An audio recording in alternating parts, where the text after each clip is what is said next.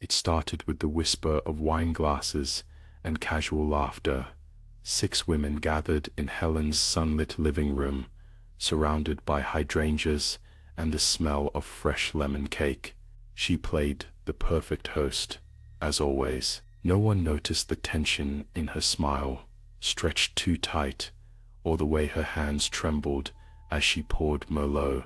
They talked about the new thriller everyone was reading, about their children, their husbands, their little worries. But Helen's mind wandered to darker places. She'd been the quiet one, the one everyone assumed was too sweet, too eager to please. Maybe that's why no one suspected her when the calls began. Soft, raspy breathing on the other end of the line, a voice, strange, mechanical, whispering each of their names. "Do you feel safe?" Helen insisted on calling the police, but the officers shook their heads. After cursory visits, there was no evidence. Anxiety bloomed among the group, paranoia twisting friendships, until accusations shattered trust. All the while, Helen reassured, offering tea laced with subtle poison, comforting them as she watched their lips grow numb, their eyes glaze. She held their hands while life ebbed from their fingertips. Now 2 weeks after the last funeral,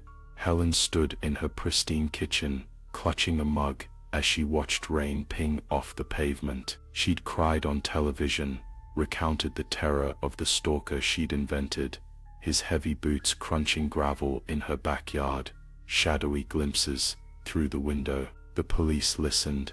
The neighborhood watched her with sympathy, not suspicion. But some nights, when the house was silent, she felt breath against her neck, heard glass clinking in the next room, saw the iridescent edge of someone just out of sight. Helen willed herself not to turn, certain it was just guilt sharpening her senses to a razor's edge. Then one night came the familiar sound, the phone ringing, slicing through the 2 a.m. darkness. She answered, expecting silence, but a breathless whisper filled her ear. Her name, repeated over and over, each time growing rougher, more desperate. Helen choked out a protest, but the line buzzed, and across the living room, the baby monitor crackled. She heard low voices, laughter, her friends' laughter, echoing from the empty nursery. Heart pounding, she crept down the hall, every step heavier.